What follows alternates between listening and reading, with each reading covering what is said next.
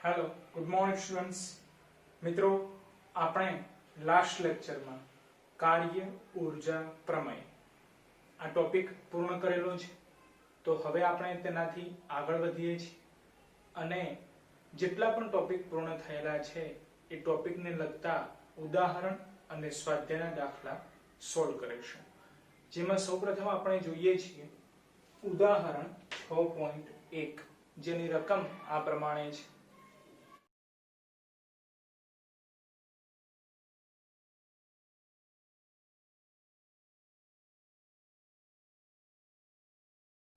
મિત્રો ઉદાહરણ 1 ની રકમમાં આપણને વેક્ટર f અને વેક્ટર d બંને સદિશ સ્વરૂપે આપેલા છે। ધેટ મીન્સ કે i cap j cap k cap coordinate સ્વરૂપે આપેલા છે, જે આ પ્રમાણે છે। Vector f 3i cap 4j cap 5k cap અને વેક્ટર d જે આ પ્રમાણે છે 5i cap 4j cap 3k cap. અને મિત્રો રકમમાં આપણને બે વસ્તુ શોધવાની કીધેલી છે। પ્રથમ ભાગમાં આપણે વેક્ટર f અને વેક્ટર d વચ્ચેનો ખૂણો થીટા આપણે શોધવાનો છે અને બીજા ભાગમાં આપણે શોધવાનું છે વેક્ટર f નો વેક્ટર d પરનો પ્રક્ષેપ એટલે કે f cos થીટા। આ બંનેની વેલ્યુઝ આપણે ફાઇન્ડ આઉટ કરવાની છે। તો મિત્રો આપણે one by one find out કરીએ છીએ। સૌપ્રથમ આપણે થીટા ફાઇન્ડ આઉટ કરવો છે, તો એના માટે મિત્રો આપણને ખ્યાલ છે કે વેક્ટર f અને વેક્ટર d બંને વચ્ચેનો ખૂણો થીટા ફાઇન્ડ આઉટ કરવો હોય તો વેક્ટર f અને વેક્ટર d વચ્ચેનું રિલેશન હોવું જોઈએ। તો મિત્રો લાસ્ટ લેક્ચરમાં જે આપણે ભણ્યા છીએ કાર્યનું સૂત્ર, બોલો કાર્યનું સૂત્ર શું છે? તો યાદ કરો, લાસ્ટ લેક્ચર આપણને યાદ આવશે કે કાર્યનું સૂત્ર w vector f dot vector d અને ડોટ છે ધેટ મીન્સ કે ડોટ ગુણાકાર છે। તો મિત્રો આપણે અગાઉ કમ્પ્લીટ કરેલો છે ટોપિક કે ડોટ ગુણાકાર હોય તો મૂલ્ય શોધવું હોય તો cos થીટા આવે, ક્રોસ ગુણાકાર હોય અને મૂલ્ય શોધવું હોય તો sin થીટા આવશે, રાઈટ?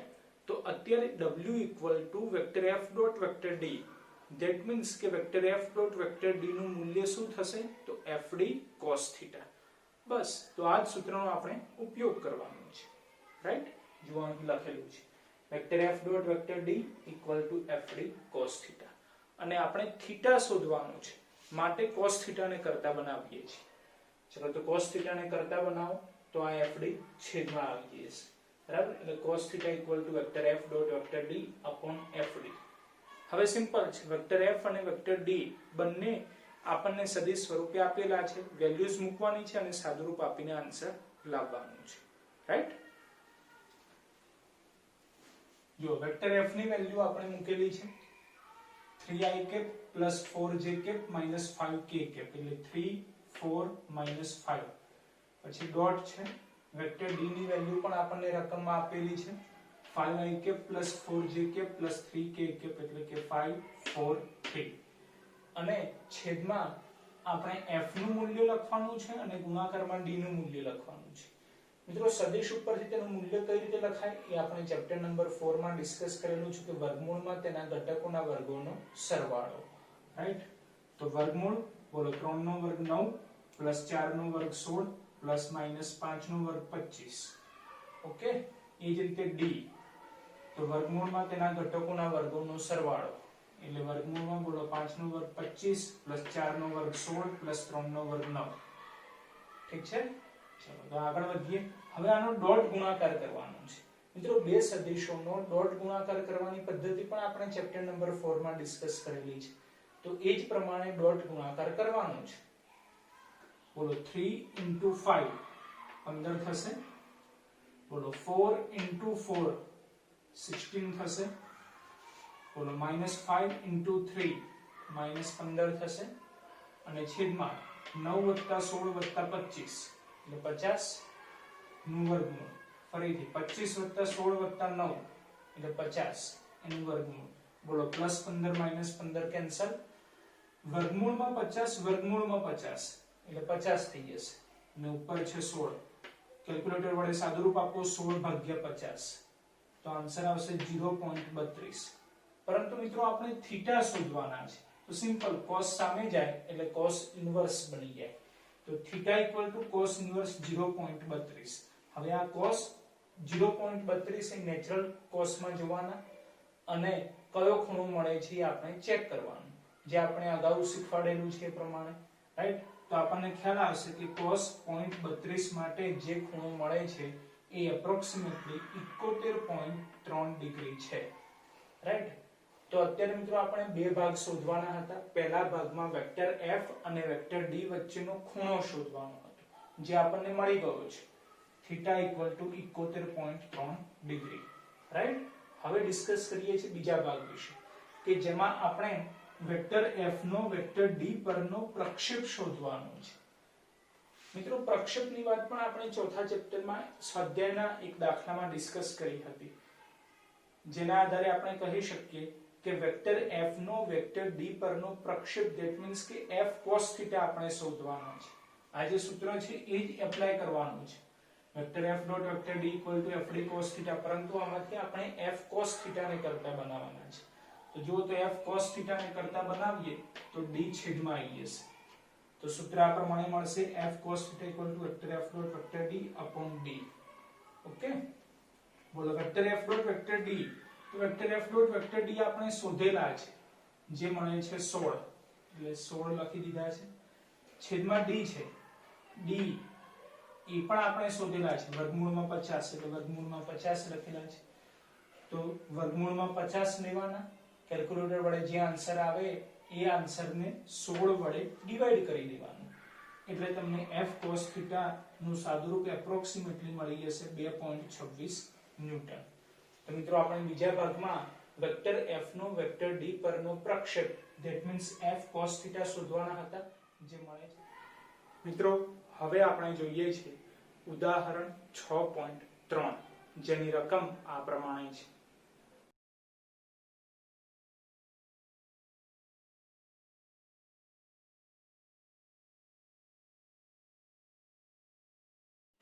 મિત્રો ઉદાહરણ 3 ની રકમમાં તમને આપેલું છે કે કોઈ એક સાયકલ સવાર સાયકલ ચલાવે છે, ત્યારે એ સાયકલ ઉપર બ્રેક એપ્લાય કરે છે, ત્યારે રસ્તા વડે સાયકલ પર લાગતું બળ 200 ન્યૂટન જેટલું છે, જે આપણે અહીં લખેલું છે.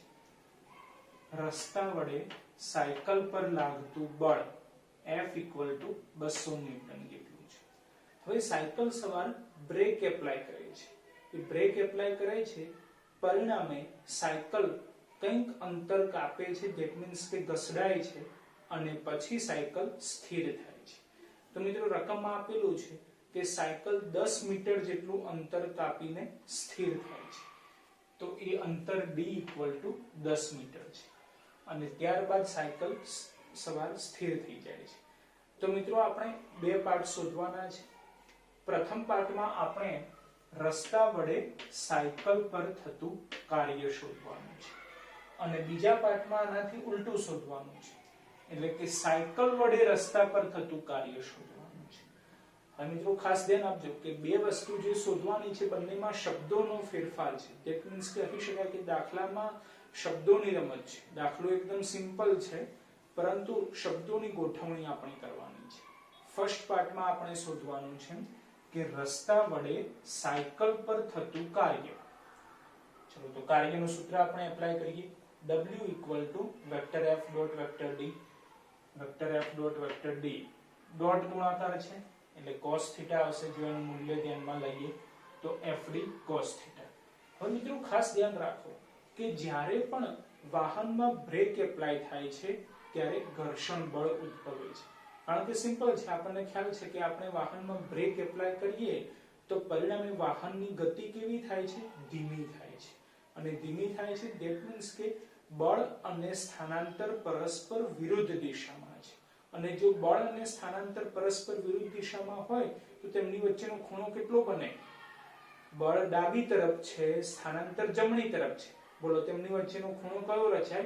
ખૂણો થીટા બરાબર 180 ડિગ્રી રચાય. ધેટ મીન્સ કે પાઈ ખૂણો બને. આ ખાસ યાદ રાખવાનું કે જ્યારે પણ ઘર્ષણ બળ એપ્લાય થાય, એટલે કે વાહનમાં આપણે બ્રેક એપ્લાય કરીએ છીએ, ત્યારે હંમેશા બળ અને સ્થાનાંતર વચ્ચે કયો ખૂણો રચાશે? 180 ડિગ્રી, રાઈટ? તો એ ખૂણો આપણે લખી દઈએ છીએ. જો F ની વેલ્યુ 200 ન્યૂટન આપેલી છે એટલે 200 લખી દઈએ છીએ. D ની વેલ્યુ રકમમાં આપેલી છે 10 મીટર એટલે 10 લખી દઈએ છીએ અને થીટા આપણે ડિસ્કસ કરીએ પ્રમાણે 180 ડિગ્રી એટલે કે પાઈ cos પાઈ. બરાબર. પરંતુ હવે આપણે લાસ્ટ લેક્ચરમાં કાર્યનું સૂત્ર મેળવ્યું ત્યારે આપણે ડિસ્કસ કર્યું હતું કે W vector F dot vector D. આ જે સૂત્ર છે આ સૂત્રમાં વેક્ટર F જે છે એ વેક્ટર F એ પરિણામી બળ છે અને વેક્ટર D શું છે તો જેટલા સમય દરમિયાન વેક્ટર F એટલે કે બળ લાગી રહ્યું છે તે દરમિયાન થતું પદાર્થનું સ્થાનાંતર છે. રાઈટ. આ શબ્દો ખાસ યાદ રાખવાના છે તો આ દાખલો ખબર પડે એવો છે. એટલે ફરીથી આપણે રકમને સમજવાનો પ્રયત્ન કરીએ છીએ. જો રસ્તા વડે સાયકલ પર થતું કાર્ય શોધવાનું છે તો વેક્ટર F તરીકે આપણે શું લેવું પડે કે રસ્તા વડે સાયકલ પર લાગતું બળ લેવું પડે. તો રસ્તા વડે સાયકલ પર લાગતું બળ આપેલું છે કે નહીં આપણે ચેક કરવું પડે. તો રસ્તા વડે સાયકલ પર લાગતું બળ આપેલું છે 200 ન્યૂટન એટલે આપણે લખ્યા એ રાઈટ છે. પછી વેક્ટર D શું લખવું પડે કે જે વેક્ટર F છે એટલે કે જે બળ લાગી રહ્યું છે એ બળ દરમિયાન એ પદાર્થનું થયેલું સ્થાનાંતર આપણે લખવું પડે. રાઈટ. તો બળ કોની ઉપર લાગે છે? જેની ઉપર બળ લાગતું હોય એ પદાર્થનું જ સ્થાનાંતર થવું જોઈએ. આ ખાસ સમજવાનું છે. જો રકમમાં શું કીધેલું છે? રસ્તા વડે સાયકલ પર બળ લાગે છે. રસ્તા વડે સાયકલ પર બળ લાગે છે પરિણામે સાયકલનું સ્થાનાંતર થવું જોઈએ અને સાયકલનું સ્થાનાંતર અત્યારે આપણે લખવાનું છે. તો મિત્રો રકમમાં આપેલું છે કે સાયકલનું સ્થાનાંતર 10 મીટર છે એટલે આપણે અહીં 10 મીટર લખેલા છે. બોલો ખ્યાલ આવ્યો? ઓકે.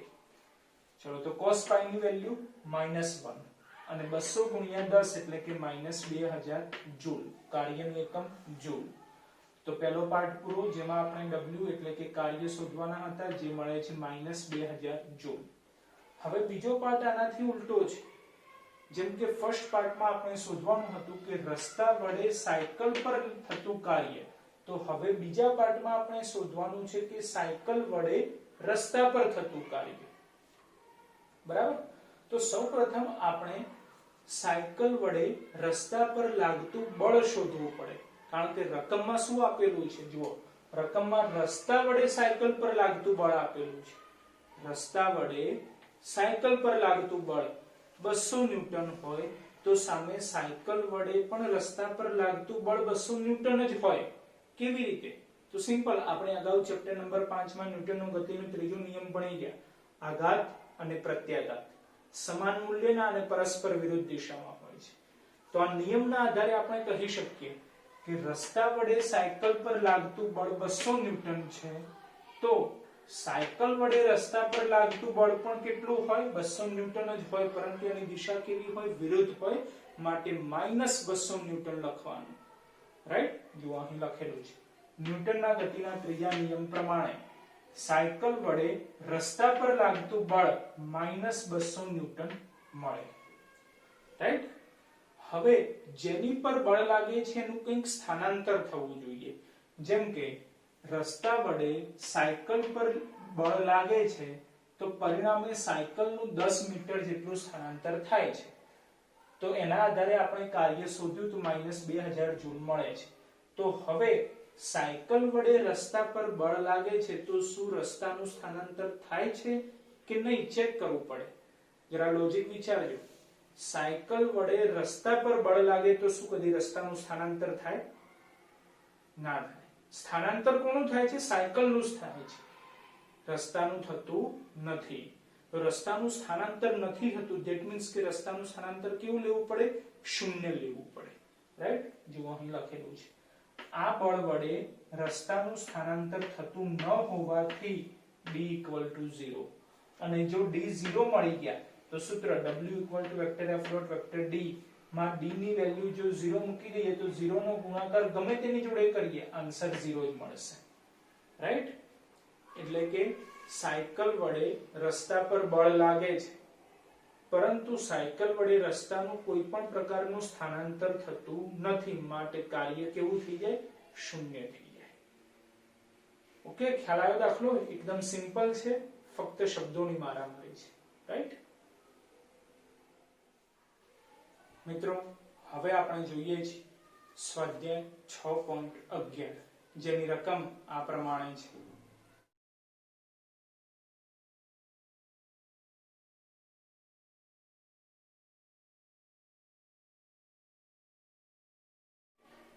મિત્રો, સ્વાધ્યાયના 11મા દાખલાની રકમમાં તમને આપેલું છે કે કોઈ એક પદાર્થ z અક્ષને અનુલક્ષીને ગતિ કરે છે, એટલે કે z અક્ષની દિશામાં એનું કંઈક સ્થાનાંતર થાય છે.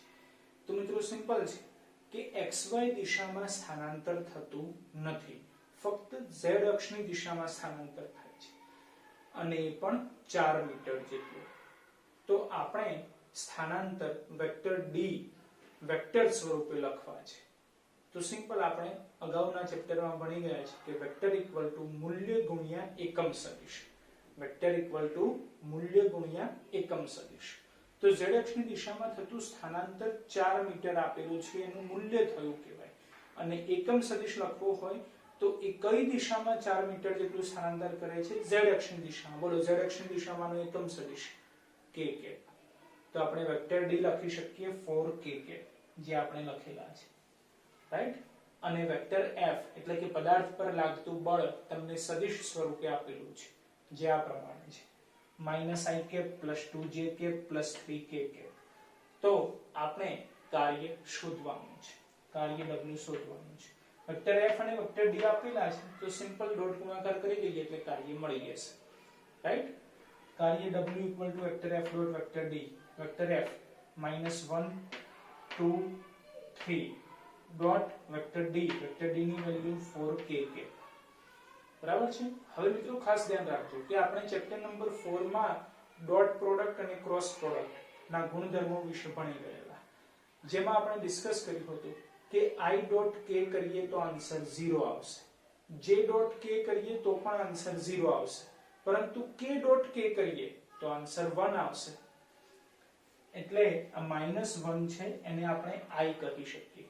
જુઓ અહીં i છે, તો i ડોટ k 0 થઈ જશે, લખવાની જરૂરિયાત નથી. પછી આ 2 છે એને આપણે j કહી શકીએ, તો j ડોટ k એ પણ 0 થઈ જશે, લખવાની જરૂરિયાત નથી. પરંતુ 3j છે એ k છે, તો k ડોટ k કેટલા થાય? 1 થાય. તો એ આપણે ધ્યાનમાં લેવા પડશે. તો બોલો 3 * 4 12 થઈ જશે અને કાર્ય w નો એકમ જૂલ. એટલે ફાઇનલ આન્સર કાર્ય w = 12 જૂલ. એકદમ સિમ્પલ દાખલો છે. રાઈટ? તમને જો આ ટાઈપના દાખલા MCQ સ્વરૂપે પૂછાય, પરંતુ રકમમાં થોડો ઘણો ચેન્જ કરી દીધેલો હોય, જેમ કે અત્યારે ગતિ z અક્ષને અનુલક્ષીને આપેલી છે એની જગ્યાએ ફક્ત x અક્ષને અનુલક્ષીને આપેલી હોય તો i કેપ લેવાનું, y અક્ષને અનુલક્ષીને આપેલી હોય તો j કેપ લેવાનું. રાઈટ? એકદમ સિમ્પલ છે. બરાબર છે મિત્રો? હવે આપણે જોઈએ છીએ સ્વાધ્યાય 6.12 જેની રકમ આ પ્રમાણે છે.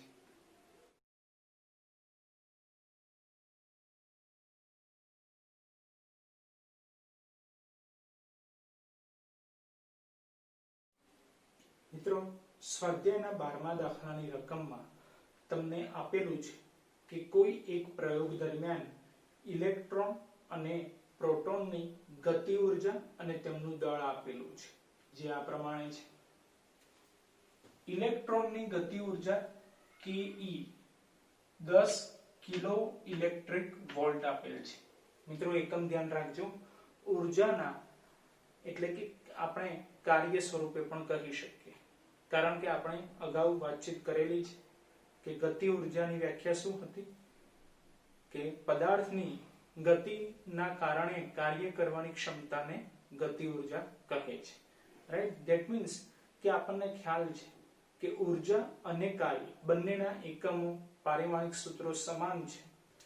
તો આપણે અત્યારે એકમની જ વાતચીત કરી રહ્યા છીએ કે ઇલેક્ટ્રોનની ગતિ ઉર્જા 10 કિલો ઇલેક્ટ્રિક વોલ્ટ છે. રાઈટ? Kilo electric volt. પરંતુ આપણને ખ્યાલ છે કે ઉર્જાનો સીધે સાદો એકમ જૂલ છે.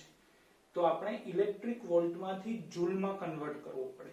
એના માટે મિત્રો રકમ ફરીથી જુઓ વિડિયો સ્ટોપ કરીને, તો તમને ખ્યાલ આવશે કે રકમના અંતે બ્રેકેટમાં એક સેન્ટેન્સ આપેલું છે કે ઇલેક્ટ્રિક વોલ્ટમાંથી જૂલમાં કેવી રીતે કન્વર્ટ કરી શકાય, જેના માટે આપેલું છે કે 1 electric volt equal to 1.6 into 10⁻⁻19 joule, right?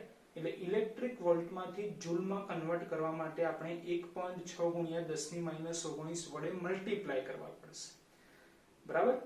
એટલે અત્યારે આપણને કિલો ઇલેક્ટ્રિક વોલ્ટ આ જે એકમ આપેલો છે એને કેન્સલ કરીને આપણે જૂલમાં કન્વર્ટ કરવું પડશે, અને એના માટે શું કરવું પડે? 1.6 ગુણ્યા 10⁻⁻19 વડે મલ્ટીપ્લાય કરવા પડશે. આ યાદ રાખવું પડશે, બરાબર? તો જો 10 એઝ ઇટ ઇઝ છે, પછી કિલો, કિલો એટલે કે 10⁻³ ઘાત થઈ કહેવાશે, એટલે મલ્ટીપ્લાય 10⁻³ ઘાત, અને ઇલેક્ટ્રિક વોલ્ટમાંથી જૂલમાં કન્વર્ટ કરવા માટે 1.6 ગુણ્યા 10⁻⁻19 ઘાત વડે મલ્ટીપ્લાય કરી દઈએ છીએ, બરાબર? તો આ 10⁻1 ઘાત 10⁻³ ઘાત એટલે કે ટોટલ 10⁻4 ઘાત, જેને -19 વડે સાદુરૂપ આપીએ એટલે કે 10⁻−15 ઘાત થશે, અને આગળ 1.6 તો છે જ, એટલે ઇલેક્ટ્રોનની ગતિ ઉર્જા ke આપણને મળી ગઈ 1.6 ગુણ્યા 10⁻15 ઘાત જૂલ, બરાબર? એ જ રીતે મિત્રો પ્રોટોનની ગતિ ઉર્જા આપેલી છે, kp equal to 100 kilo electric volt.